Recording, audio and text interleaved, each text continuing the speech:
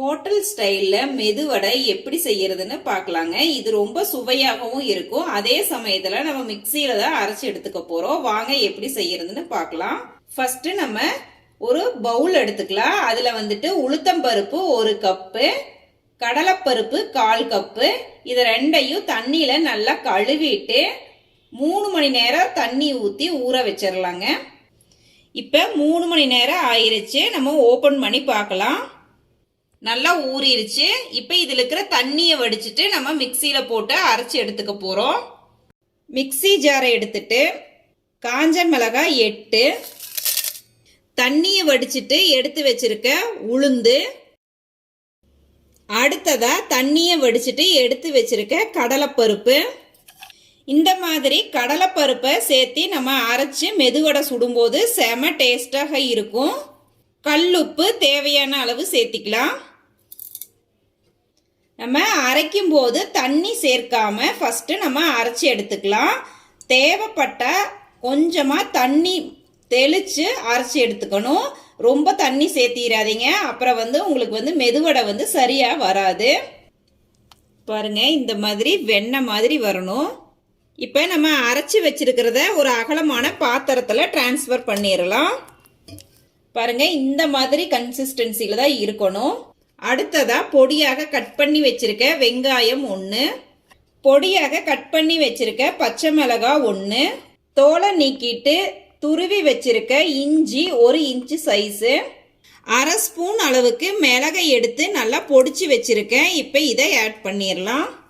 மிளகு தூளாக ஆட் பண்ணாமல் இந்த மாதிரி 1-2மா பொடிச்சிட்டு ஆட் பண்ணிங்கன்னா சுவை சூப்பராக இருக்கும்.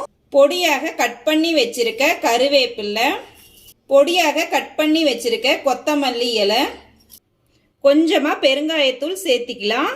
இது ஆப்ஷனல் தான், உங்களுக்கு விருப்பப்பட்டால் சேர்த்திக்கோங்க, இல்லைன்னா ஸ்கிப் பண்ணிடுங்க.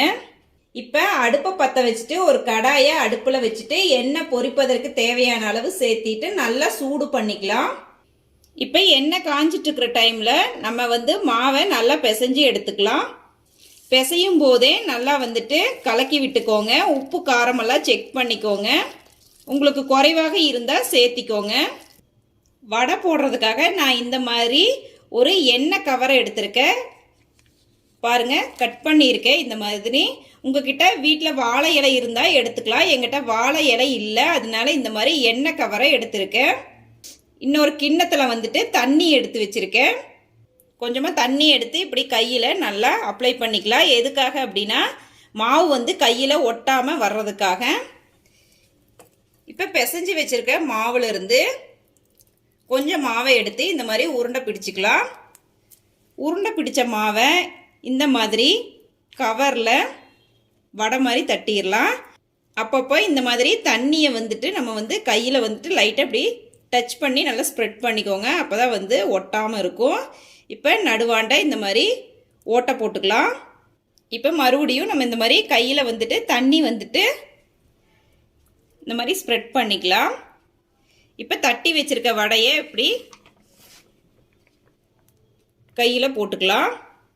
பாருங்க எவ்வளோ ஈஸியாக வருதுன்னு. இப்போ இதை எண்ணெயில் சேர்த்திடலாம். பார்த்து ஸ்லோவாக சேர்த்திக்கோங்க, எண்ணெய் மேலே தெரிக்காமல் பார்த்துக்கோங்க. அடுப்பை மீடியம் ஃப்ளேமில் வச்சுக்கோங்க. இதே மாதிரி மீதி இருக்கிற மாவு எல்லாத்தையும் வடையாக தட்டி எண்ணெயில் போட்டு பொரிச்சு எடுத்துக்கோங்க. 2 சைடும் நல்லா கோல்டன் கலரில் வர வரையில் வேக வச்சு எடுத்துக்கோங்க. அடுப்பை மீடியம் ஃப்ளேமில் வச்சுக்கோங்க. ரொம்ப வேகமாக வச்சிங்க அப்படின்னா வெளியே வெந்த மாதிரி இருக்கும், உள்ளே பச்சையாக இருக்கும். அதனால கரெக்டாக அடுப்பை வச்சுட்டு வேக வச்சு எடுத்துக்கோங்க. ஒரு சைடு வெந்ததுக்கப்புறம் அடுத்த சைடு திருப்பி போட்டுக்கோங்க. 2 சைடும் நல்லா கோல்டன் ப்ரௌன் வர வரையில் வேக வச்சு எடுத்துக்கோங்க. இப்போ 2 சைடும் நல்லா வெந்துருச்சு. இந்த ஸ்டேஜில் நம்ம எண்ணெயிலிருந்து வடிச்சிட்டு எடுத்துடலாம். அவ்வளவுதாங்க, அருமையான சுவையில் சூப்பரான மெதுவடை ரெடி பண்ணியாச்சுங்க. நீங்களும் இந்த ரெசிபியை உங்கள் வீட்டு கிச்சனில் ட்ரை பண்ணி பார்த்துட்டு எப்படி வந்துச்சுன்னு மறக்காமல் கமெண்ட்ஸ் பண்ணுங்கள் ஃப்ரெண்ட்ஸ். நெக்ஸ்ட் வீடியோவில் உங்களை புதுவித ரெசிபியுடன் மீட் பண்ணுறேங்க. Bye bye friends.